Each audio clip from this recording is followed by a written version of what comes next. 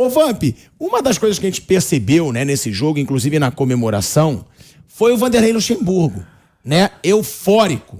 O Vanderlei Luxemburgo, na comemoração do segundo gol, principalmente, que a gente estava mostrando aqui, ele sai, aquele desabafo, é uma coisa que dá tranquilidade para ele trabalhar. E você já trabalhou com o Vanderlei Luxemburgo, né? Você não é um dos que falam que ele foi o principal treinador, que foi o melhor que já treinaram. O Djalminha falou recentemente.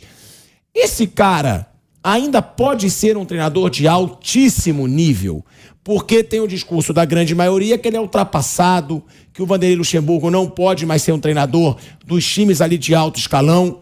E ele tá com 70 anos, ele tava 1 ano e meio parado, tava lá em Tocantins, tentando a política, já é dono de televisão, lá no Tocantins. A pergunta que eu te faço, esse Vanderlei que desabafou, depois você, Souzinha, também, pode voltar a ser, mesmo com 70 anos, mesmo depois de 1 ano e meio parado, um grande treinador no futebol brasileiro, Vamp? Todo mundo já sabe, né, a história, o currículo do Vanderlei, né, como treinador, chegou aí ao Real Madrid. Essa vitória dá mais tranquilidade, mas a cena melhor de toda não foi a comemoração do gol. Foi quando o John Kennedy perde o gol, cara. O gol do empate. O John Kennedy perde ali na pequena área. O Vanderlei olhou pro céu, tipo assim, orando, rezando, sei lá. E aí um desabafo, né? Você vê com todo o currículo, com toda a condição financeira, tudo. Sai, faz ufa, saiu, vai pra casa, vai tomar seu vinho, mas já sabe que quarta-feira tem a batata de novo assando, né? Então, depende muito do que ele fazer. A gente não pode dizer, com um cara com 70 anos, as portas estejam fechadas para tudo, né? Mas um bom trabalho no Corinthians deixa ele mais forte no mercado. Não, eu sei, mas treinador do top do futebol brasileiro, você acha que ele ainda consegue? Ganhando título, sim. Sim, ganha título, sim, pô. O cara só é top se ganhar título, irmão. Por que você tá falando do Abel Ferreira? É porque ele ganha título. Ah, então. Mas também pela regularidade do Palmeiras. O São Paulo. São Paulo não ganhou nada praticamente de título. E o Vitor Pereira? Não ganhou título. E o Paulo Souza? Não ganhou título. E você fala que tá tocando na ferida, hein? Claro que não. E você fala do Abel que é grande? Não, mas calma aí. O Abel faz o Palmeiras ser regular. O Abel faz o Palmeiras jogar bem. E não chamou título. Os caras vão botar na prateleira de cima. Não, discordo. Ó, o Sampaoli mesmo. Aí você falou um nome que você se ferrou no teu argumento. Não, eu te fiz uma pergunta. Então, mas o Sampaoli, no Santos e no Atlético Mineiro, jogaram bem pra caramba e ele não ganhou. E ele é reconhecido por esses trabalhos. No Santos e no Atlético Mineiro. Eu achei que ele não foi mal. Mas ele, então, ele não tinha o plantel pra ganhar. Mas é isso agora que eu tô ele tem o plantel pra ganhar. O Vanderlei não tem plantel pra ganhar. Ah, então. Então, mas é isso que eu tô falando. Se o Vanderlei fizer o Corinthians jogar bem, ele já vai ser respeitado, na minha opinião. Termina ali entre o 6º e 7º colocado, é um ótimo trabalho do Vanderlei. Ainda mais saindo da zona do rebaixamento. Dorival já veio aí nos últimos com títulos. Mas ele aí, o Dorival, deixar o São Paulo ali 5º, 6º, é um ótimo trabalho. Sim. Eu acho que o Luxemburgo, o que ele pode ser, assim, pode ser competitivo, ficar entre os primeiros. Como o Vampeta falou, você tem que, além o treinador para ganhar título, além dele ter competência, você tem que ter elenco para isso, tem que ter plantel, tem que ter qualidade. E o Corinthians hoje não é um time que você imagina que vai ganhar títulos, mas, assim, o que eu acho que não vai ser, é que eu acho que antes o Vanderlei, ele era um diferencial nos times dele. Tinha times muito bons, mas ele era um cara que quando chegava você falava, pô, o time agora tem o Luxemburgo. Agora não, isso eu acho que não vai voltar. Mas ele pode tentar ser competitivo. Eu já acho assim, o Vanderlei, assim, se você pegar a história dele, né, o cara que tem mais título estadual, né, acho que tem 5 brasileiros, o cara que dirigiu o Real Madrid. A gente aqui é unânime aqui dizer que o futebol mudou muito, se perdeu qualidade, começou a se correr mais, né, e pensar menos. Mas assim, o que eu acho assim, o único ponto do Vanderlei é que o Vanderlei não pode entrar nisso de querer mostrar para as pessoas que em cada entrevista que o Vanderlei dá, ele fica tentando mostrar para as pessoas que ele não está ultrapassado. Né? Ele fica falando, não, mas assim, o quebra-linhas hoje era o passe entre o volante. Se ele entrar nessa briga de querer mostrar que ele não está ultrapassado, porque assim, eu concordo com o Vampiro, o que vai mostrar o que ele, se ele está ultrapassado ou não, é o trabalho dele. Nem sempre, né? Nem sempre o melhor ganha, né? O futebol, às vezes, nos prega umas peças, mas assim, o que o Vanderlei não pode entrar é nessa confusão e nesse atrito de querer mostrar para as pessoas que ele não está evoluindo, mostrando que uma palavra, ela só mudou a palavra, a nomenclatura de algumas coisas, Assim, dentro do possível, você não pode jogar fora todo um trabalho de um cara e um dos únicos treinadores brasileiros que dirigiu o Real Madrid. E não é qualquer Real Madrid, né, Vamp? Foi o Real Madrid quando eram os Galácticos, né? Pô, não é todo mundo que você pega um plantel daquele e entrega para qualquer treinador. Provavelmente deve ter tido aval de algum brasileiro que trabalhou com ele.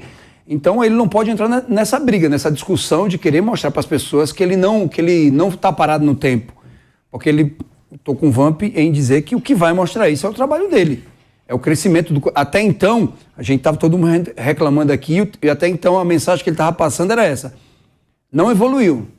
Não está evoluindo. Tá bom, mas entendeu? se um treinador tivesse feito o que ele fez no Palmeiras, ia ser um pouco valorizado. Olha só. Porque, ele foi campeão paulista evitando o hexa do Corinthians. Tetra, seria O tetra. O tetra do Corinthians.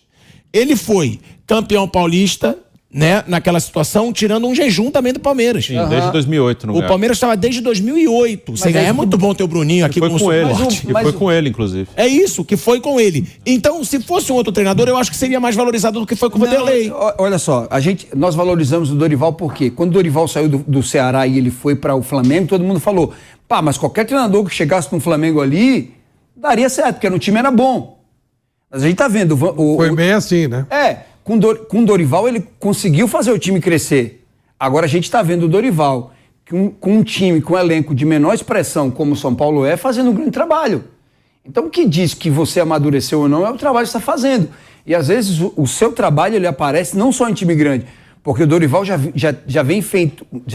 tem feito um trabalho de expressão, vem crescendo desde o Ceará. Quando ele estava um tempo parado, ele foi fazer alguns cursos fora. Olha, tem foto dele com Guardiola, aquelas fotos, aquele mexão todo que os caras fazem. Mas o que diz que ele melhorou foi o trabalho dele, não só no Flamengo, porque o trabalho dele continua no São Paulo. E o Dorival, ele não entra nessa confusão de mostrar para as pessoas, porque o Dorival já é um treinador que está no mercado há muito tempo. A gente poderia ter falado assim, e quando ele foi para o Flamengo, se levantou essa lebre, né? Estava em baixa. Estava em baixa. E se levantou, poxa, mas você vai pegar um cara, um Dorival, que estava não sei quanto tempo parado, mas o Dorival, em momento algum, você viu o Dorival falando ou colocando para fora esse negócio. Não, mas eu não estou ultrapassado. Nessa briga que o Vanderlei, em toda a coletiva dele, ele vai e fala. Acho que ele acaba até aumentando o discurso contra, que ele fala e o outro responde. E parece que ele não gosta, parece que é o calcanhar de Aquiles dele, né? Que ele vai preocupado com a opinião dos outros. Com a opinião dos outros. É muito complicado. Muito ruim. Isso é muito complicado. Muito complicado. Quando o cara fica refém disso, normalmente ele sofre muito. E ele está sofrendo. Depende da opinião dos outros, não importa. Hoje, por exemplo, mesmo que o Corinthians não tivesse vencido o jogo, ficou muito claro que o Vanderlei Luxemburgo fez um trabalho no vestiário importante. É um Corinthians no primeiro tempo e um Corinthians no segundo. Então por que já não ajeitou no primeiro tempo? Ele olhou a característica do outro, ele consertou, ele fez um trabalho competente. Claramente é um outro trabalho, é o Corinthians, é um outro time. Isso é trabalho de treinador, vocês sabem mais que eu isso. O cara chegou no vestiário, deu uma ajeitada no time e o time volta com outra postura. Isso é um trabalho competente. Felizmente para ele veio a vitória. Se não viesse, o trabalho tinha sido ruim? Não. O que me preocupava, né, como analista, assim, era a fala dele após os jogos. A gente viu um Corinthians jogando nada, sem criação nenhuma, e ele falava assim, olha, vocês viram outro tipo de jogo que eu vi. Parecia coisa de maluco. Mas isso aí não é proteção aos atletas, Souza? Não é para proteger os atletas? Você pode proteger com um diálogo razoavelmente racional. Sabe o que eu acho? Eu já penso assim, tem coisas no futebol que você tem que dividir. Você tem que dividir. Você viu o Guardiola falando? O Guardiola deu uma entrevista dizendo assim, eu falo o que ele tem que fazer, mas a decisão é do atleta. Então é dividir a responsabilidade. O grande problema hoje em dia é que, assim, a gente está num tempo que às vezes você tem que tomar cuidado do que é que você fala para o atleta, senão você... Claro. Né, até a gente que está aqui formando opinião, a gente tem que tomar esse cuidado, porque senão a gente é criticado com a forma que você tem que se expressar com as pessoas, porque a gente está na época da tal da depressão, né, da parte psicológica das pessoas, então você tem que tomar muito cuidado. Mas, assim, em um trabalho, aqui eu não posso a gente está aqui em 5, mas, assim, quem está tocando o programa é nós 5. A gente tem o cara que está aqui, mas a responsabilidade não tem que ser só dele. Eu acho que o que pesa muito o futebol hoje, você está protegendo muito o lado, mas, assim, você não está ajudando, você está deixando ele mais frágil. Você está dizendo assim, você não pode suportar isso. E às vezes é que não só o Vanderlei, mas a maioria dos treinadores, porque é muito bonito você colocar palavras bonitas aqui, defender jogador, falar um monte de coisa, mas na realidade o futebol é um futebol que cobra. Futebol não é pegar na mão aqui, o torcedor não quer saber disso. O técnico pega tudo pra ele e deixa o jogador tranquilo ali. Você acaba protegendo algo que tá exposto, é o que mais está exposto. O Mourinho, ele gerava crise, ele arrumava confusão. Ele arrumava uma briga. Talvez seja uma maneira mais inteligente. E ele fala isso, era proposital. Ele ia lá, arrumava uma confusão com qualquer repórter e tal, arrumava uma baita confusão e aí o pessoal deixava de olhar pro time. Flávio, sabe o que é que falam? Que o Guardiola é assim, o Guardiola é chato pra caramba. O Guardiola é aquele cara que tu tá dormindo tá dormindo, ele liga pra você. Quem quer falar de futebol 1h da manhã, cara? Ele ligar pra um jogador, olha, tem entrevista dele falando que ele ligou pro Messi 1h da manhã. Mas atendeu... Ele estava num quarto escuro, essa história aí tá no livro dele, Guardiola Confidencial. Então... Ele estava num quarto escuro fazendo o teste lá, chegou à conclusão que o Messi tinha que jogar mais pelo meio. Isso! E ligou pro Messi, o Messi deve ter falado... Pô, irmão, vai que pega aí. Pô. O Messi já se preparando para dar aquela lapada, aí liga o Guardiola, pô. Tô tentando fazer o Mateu aqui, pô. Não me atrapalha. Não dá, né, pilhado? Não, e todo mundo tem que ter responsabilidade. Apesar que tem cara que discute a bola hoje parada do Wellington Rato na noite também. Parece que o treinador hoje, Flávio Vamp, ele tem medo dos jogadores.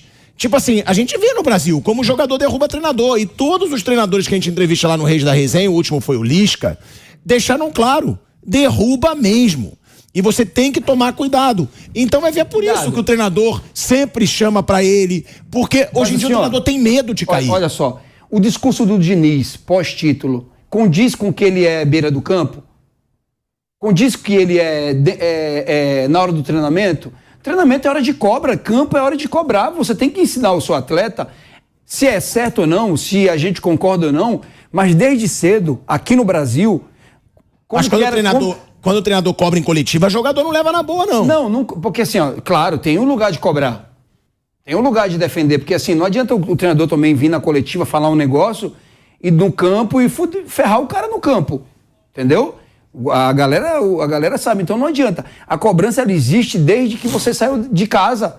E a cobrança, ela existe até hoje. Se você não der audiência aqui, você vai ser cobrado. Qualquer empresa, né? Então, às vezes, o treinador hoje quer ser muito psicólogo. E esse não é o trabalho dele. O trabalho dele não é esse. Se o clube hoje quer ter um psicólogo, como muitos clubes têm, que contrate. Mas não é o trabalho do treinador falar da parte mental. Ele tem que preparar o jogador para a cobrança dentro de campo, porque o torcedor que vai a campo, ele não quer saber disso. Ele não quer saber se você está com um problema em casa, ele não quer saber se a sua mãe está doente, ele não quer saber disso, pilhado. Ele quer que você chegue dentro de campo e dê resultado para o time dele, porque ele paga o ingresso para isso. Agora, o que é que a gente está preparando os atletas de hoje? Para um mundo que não existe. Olha, chega lá dentro, você tem que estar com a parte mental. Não, cara, você vai entrar num esporte, todo esporte de alto rendimento, ele exige cobrança. O grande problema hoje é que o treinador quer ser psicólogo, quer falar um monte de palavra bonita e chega na beira do campo, ele tá mandando o cara se lascar. Vai se lascar! Aí o cara erra o cruzamento, porque é emoção.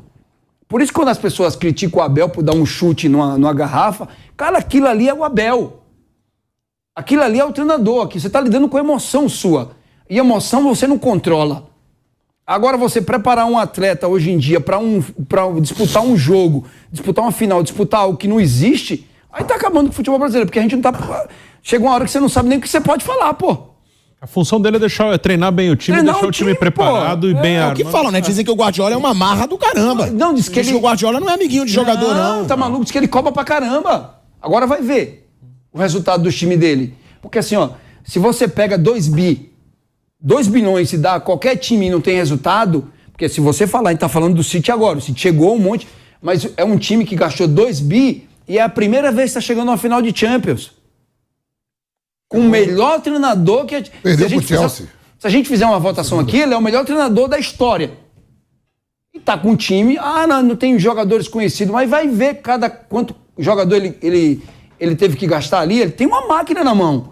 E ele é o melhor treinador. Se você for olhar sobre resultado em si, porque o City ele não foi só montado para ganhar o campeonato. Todo mundo quer ganhar a Champions League. É a primeira vez que se vislumbra uma final onde o City pode ganhar assim de... Ele é favorito. Favorito. Assim, ao mesmo tempo que você tem muito dinheiro na mão, a cobrança é pela muito excelência. Grande, A cobrança muito é que grande. Você tem grana, eu tô te dando dinheiro aqui, você tem que ganhar, você tem que me entregar resultado. O PSG passa por isso, agora há pouco, né? Sim, passa por isso. A cobrança é gigante lá por isso. Você tem que ganhar a Champions, aí não ganha a Champions, que é difícil pra caramba. Então. Aí parece que é uma desgraça. Parece que, nossa, que tragédia, não ganhou. Você perdeu pro Real Madrid, você perdeu pro Manchester City. Por exemplo, o City tá na final aí, vai enfrentar a Inter de Milão. Se não ganhar, é diferente do Paris Saint-Germain. O pessoal do City fica feliz porque ganhou a Premier League. Não, mas vai ficar. Não é uma catástrofe que nem em relação ao Paris Saint-Germain. O Paris Saint-Germain. Eles vão ficar bravos se perder domingo. Do United, eles não vão querer perder, não. Isso aí. Não, eu tô falando assim, que o Paris Saint-Germain, eles descartam completamente o campeonato francês. Claro. Entendeu? Foi campeão francês ontem. Tá, mas e o Luxemburgo? Você concorda com o Souza? Essa situação de ele chamar pra ele, realmente ele tá chamando pra ele, mas que ele andou falando loucuras nas coletivas, que até as pessoas se questionaram, pô, o que ele tá falando? Mas não é só ele, tem um monte que faz. É que com o Luxemburgo o peso é dobrado. Quantos treinadores para aí, termina o jogo, você vê lá o treinador do Vasco, lá o Barbieri, trocando as palavras, é UTI, né? Fica tudo doido, meu irmão. Sabe, vai ali a panela de pressão fervendo, os caras falam coisa com coisa. Diz que teve mais posse de bola, que chutou 10 bolas, e com a equipe por trás, scout, análise de desempenho, os caras falam, vai pra coletivo. Rogério Ceni falava isso, um monte de coletiva, demorava pra ir, e quando ia, lembra aquela primeira passagem dele de São Paulo? E o Rogério tá maluco, jogou bola. Os caras do scout ferravam ele, dava o scout tudo errado. Se me deu um chute no gol, a gente anotou aqui que no scout dele tinha 10.